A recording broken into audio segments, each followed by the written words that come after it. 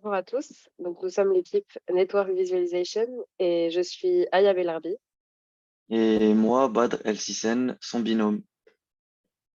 Et Network Visualization nous permet de visualiser un trafic réseau. Euh, Tout d'abord, comment? Comment est-ce qu'on en est arrivé à faire un visualisateur de trafic réseau?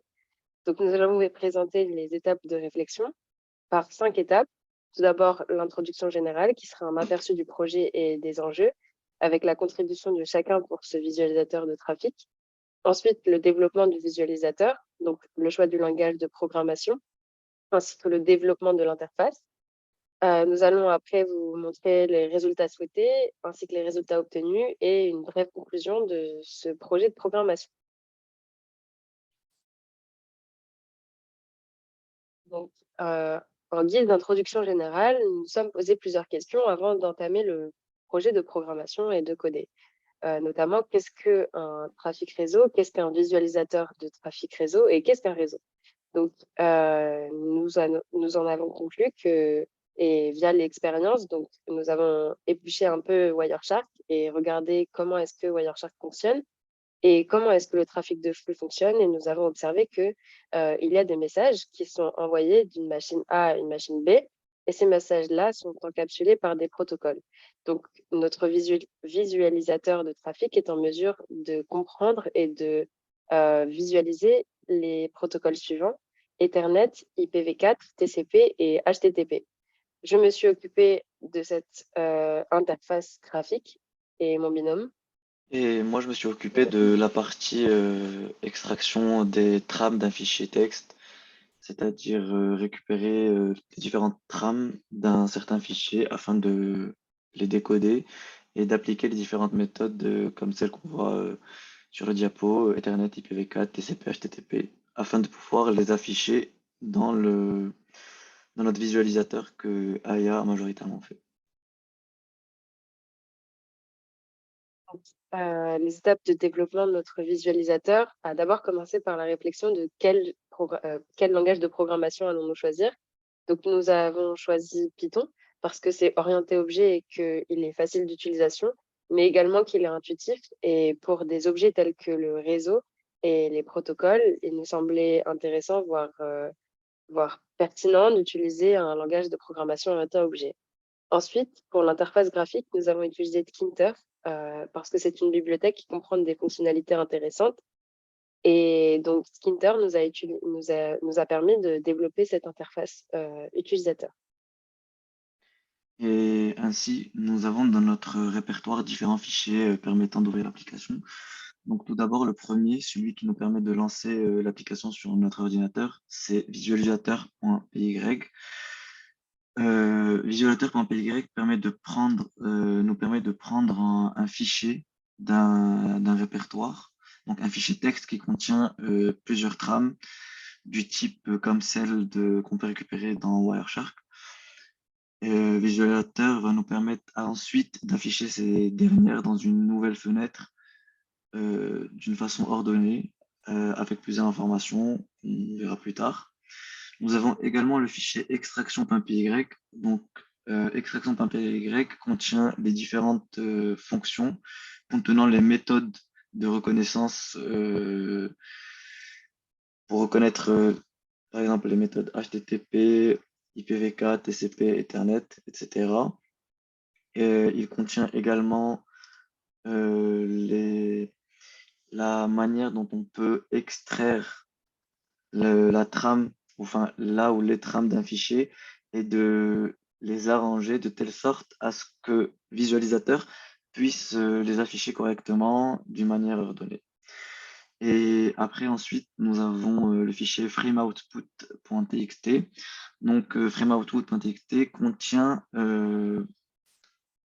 la visualisation sous format texte de ce que va afficher notre application et pour enfin garder une trace de la trame qu'on avait choisie. Et si on renouvelle l'application et qu'on choisit une nouvelle trame, cette dernière sera écrasée et donc contiendra la nouvelle trace.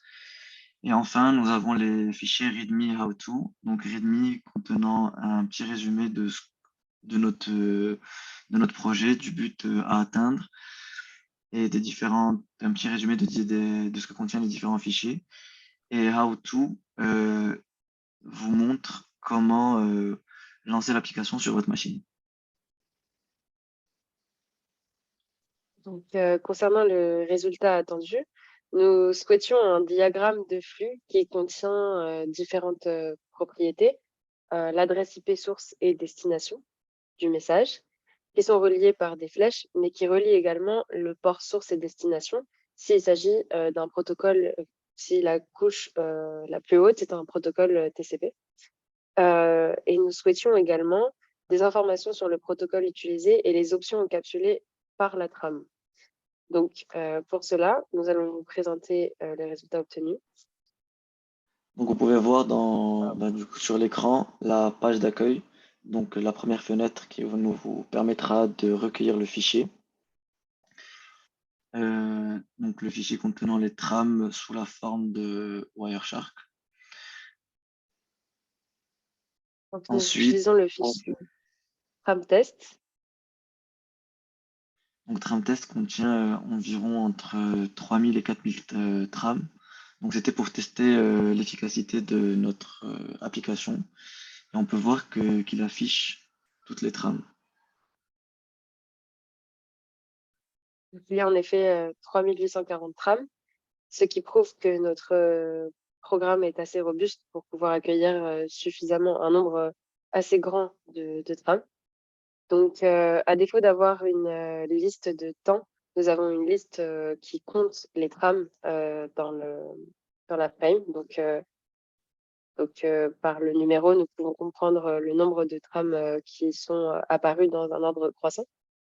Ensuite, nous avons une liste d'IP sources, une liste qui permet de lire les protocoles sources, une flèche qui relie le protocole, le port pardon, source à la destination IP, le port destination, le protocole et la description. Donc, si c'est une trame encapsulant TCP et pas HTTP, dans ce cas-là, il n'y aura pas la méthode HTTP. Mais si c'est une trame qui encapsule à la fois TCP et HTTP, nous aurons la méthode de HTTP et bien évidemment les options que TCP a pu utiliser pour pouvoir analyser la trame.